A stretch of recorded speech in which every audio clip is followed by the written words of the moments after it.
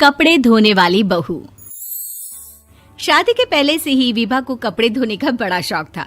कभी नल के नीचे तो कभी तालाब के पास। अरे मेरी नीली वाली लुंगी नहीं दिख रही है। विभा की अम्मा, कहाँ रखी है लुंगी? अरे वो तो विभा ने परसों ही धोकर रखी थी आपकी अलमारी में, देखो वहीं होगी। वो ना मैंने आज धो दी, मुझे लगा कि गंदी हो गई होगी। अरे कैसे गंदी हो गई थी? उसे तो मैंने पहना भी नहीं। हे भगवान, इस लड़की के कपड़े धोने की आदत से परेशान हो गया हूँ मैं। जितना तो घर में राशन नहीं आता, उससे कहीं ज्यादा डिटर्जेंट पाउडर का खर्चा है। इसकी शादी करवा दो, शादी जाए अपने घर में ही करे काम, फिर चाहे घर के कपड़े धोने हो या पूरे गांव के। हाँ ठीक बोल रही हूँ, देखता हूँ मैं कोई लड़का। वो दिन भी आ जाता है जब विभा को देखने लड़के वाले आ जाते हैं। लड़की मुझे अच्छी लगी। होने वाली सास कहती है, बेटी अगर कुछ पूछना है तो पूछ लो। वैसे तो हमारी लड़की बहुत ही शर्मीली है, जो बोल दो वो मान लेती है, इसे क्या पूछना होगा। अरे कैसी बात कर रही हो माँ, मुझे इन लोगों के घर रहना है, सवाल तो कई है। हाँ हाँ बेटा, पूछ लो ना, क्या पूछना है। आप लोगों के घर कपड़े कौन धोता है? सास का मुंह बन जाता है।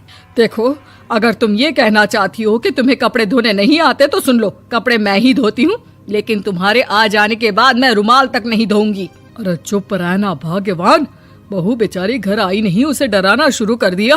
वो क्या है ना बिटिया, अभी तक तो ये कल्लू की माँ ही धोती थी, लेकिन अब तुम्हारे पापा तो दहेज में वॉशिंग मशीन देंगे ही।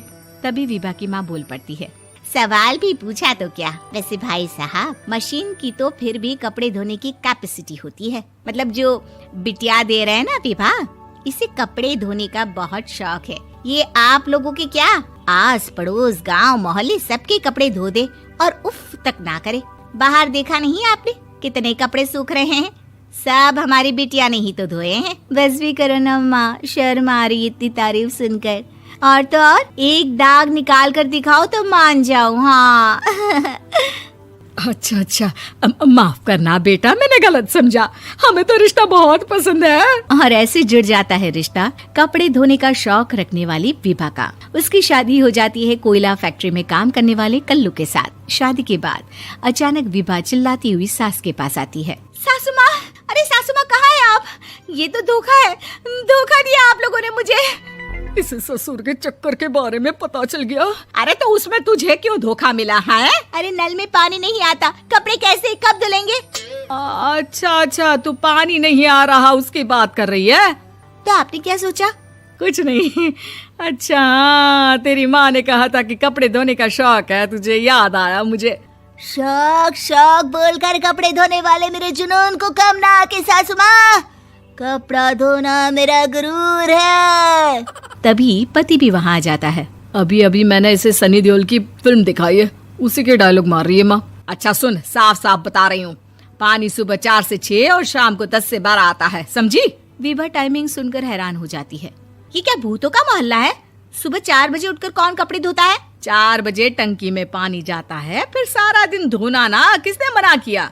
अरे कैसी बात कर रही हैं? 200 लीटर की टंकी में कितने कपड़े धो लूंगी मैं? सुबह ही उठ जाऊंगी मैं। अब क्या था, विभा सुबह 4 से लेकर रात के 12 बजे तक कपड़े ही धोती रहती। एक रोज सास पड़ोस से निकलकर कहीं जा रही होती है कि साथ वाली कहती है, हाँ कल्लू की माँ, जरा ये बताओ कि 2 साड़ी है, 2 ब्लाउज और एक पेटीकोट और एक नाड़े वाला लंबा कच्छा।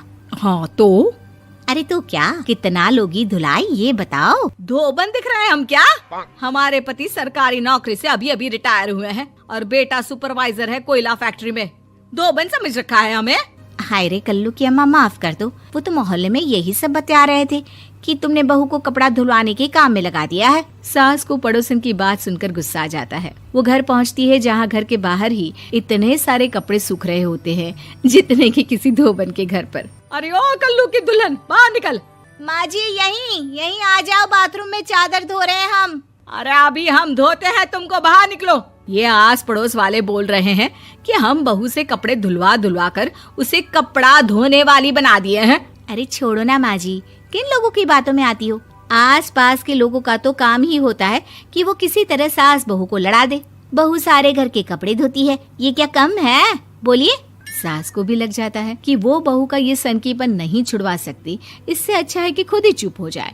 एक रोज सास और बहू मंदिर जाते हैं, जहाँ सास की साड़ी वहाँ खड़ी भीख मांगने वाली से मिलती है। माँ जी क्या बात है, आपकी साड़ी उस भिखारन से कितनी मिल रही है ना? हाँ हाँ देखो तो, दोनों की साड़ी मिल रही है। क्या बात है कल्लू की अम्मा, तुम खुद को तो अफसर की बीवी बताती हो और ऐसी सिंपल सी प्लेन साड़ी पहनकर घूमती हो। सिंपल और प्लेन नहीं है ये साड़ी। तो क्या सोने के धागे से फूल बने हैं? कुछ भी सासू माँ, कुछ भी। हाँ बने थे इस साड़ी में सोने के धागे से फूल। मेरे पति लेकर आए थे मद्रास से स्पेशली मेरे लिए 10,000 की। ताहे भाई साहब इस भिखारन के लिए भी सेम टू सेम साड़ी लेकर आए होंगे 10,000 की। सास उस वक्त तो कुछ नहीं कहती, लेकिन बहू के साथ घर आती है और अलमारी से एल्बम निकाल कर लाती है। ये साड़ी देख रही है, ये वही साड़ी है जिसे मैंने अभी पहना था। इस साड़ी में ये जो चमकदार फूल दिख रहे हैं ना, ये सोने के धागों से काढ़े गए हैं। लेकिन तू लोकल वॉशिंग मशीन ब्रश से घिस घिस कर सारे फूलों को निकाल कर साड़ी प्लेन कर दी। मुझे माफ कर दीजिए सासू माँ। और तो और, जब मैंने तुझे तेरी गलती के लिए कुछ नहीं कहा, लेकिन तूने तो सबके सामने मेरा मजाक ही बना दिया। क्यों? बहू को समझ में आ जाता है कि अब से उसका कपड़े धोना बंद।